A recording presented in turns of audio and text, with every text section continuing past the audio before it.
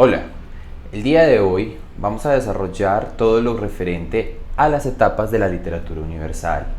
Es necesario entender que la literatura es una expresión que se desarrolló en todo el mundo a partir de la necesidad de comunicarnos. Esa necesidad de comunicación comenzaba como una explicación valedera para los fenómenos que acontecían alrededor del ser humano. Importante decirlo, las primeras expresiones literarias nacen a nivel mitológico y a nivel de dioses y humanos y su relación. En este caso, debíamos explicar el trueno, por ejemplo, como una expresión de un dios o de una divinidad que se comunicaba con los seres humanos que habitábamos la tierra. Entonces damos pues comienzo a la literatura universal a partir de la Edad Antigua, en el siglo VII a.C. Esta etapa de la literatura se da de forma conjunta en todo el mundo y en América, teniendo en cuenta que aún no se daba el descubrimiento de América y que aún no existía, como la conocemos, la expresión escrita en Latinoamérica y en América del Norte.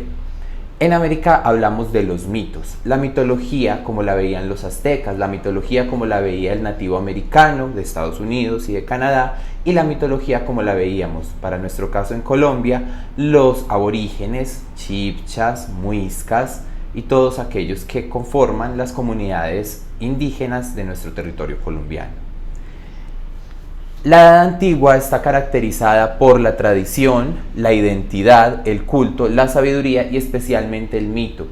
Lo que se representaba era de forma pictórica aquellos acontecimientos que relacionaban al ser humano y las manifestaciones de la naturaleza, el trueno, la lluvia, los bosques. De aquí viene todo aquello que nos expresa que hay algo divino que maneja la vida del ser humano. Algunas de las representaciones más significativas de la Edad Antigua se dan en la antigua India. El Ramayana, el Mahabharata, el Panchatantra eran mitos que hablaban de las divinidades y de los héroes tradicionales. Cuando hablamos de la búsqueda de identidad y de la búsqueda de tradición, hablamos de un comienzo en la tradición oral, de cómo se pasaba de pueblo en pueblo estas historias y se convertían posteriormente en literatura. Posteriormente llegamos a la Edad Clásica. La Edad Clásica del siglo XII a.C. al siglo V a.C.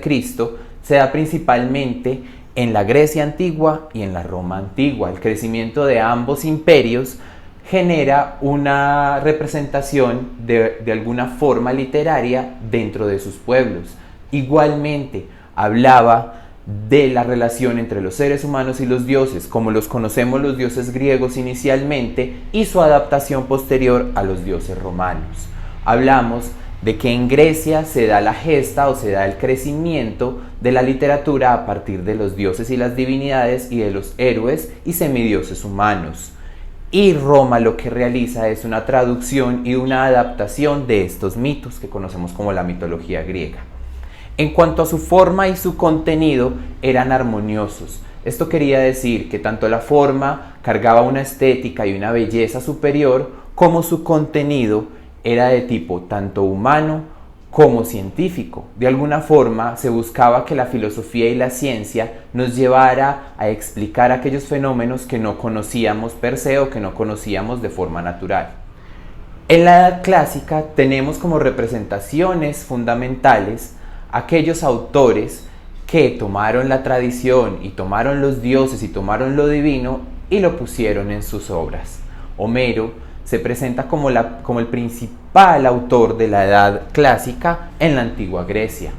Homero lo conocemos, o significa su nombre propio, como un hombre ciego que tocaba la lira. Recordemos que la lira es este instrumento que acompañaba a los juglares o que acompañaba a los poetas o que acompañaba a quienes hacían canciones a los héroes y a los dioses. Homero escribió la Ilíada y la Odisea, dos de las obras fundamentales de la época clásica en Grecia.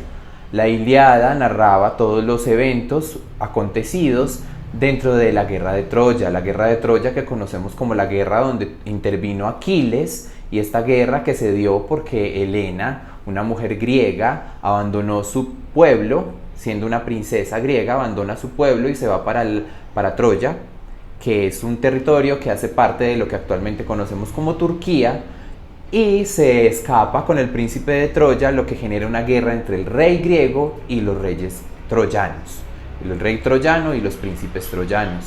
¿Esto qué significaba para la literatura? Aventura y eventos de tipo de guerra y de tipo de caballería que se podían plasmar en obras hermosas y de gran belleza y de gran estética literaria.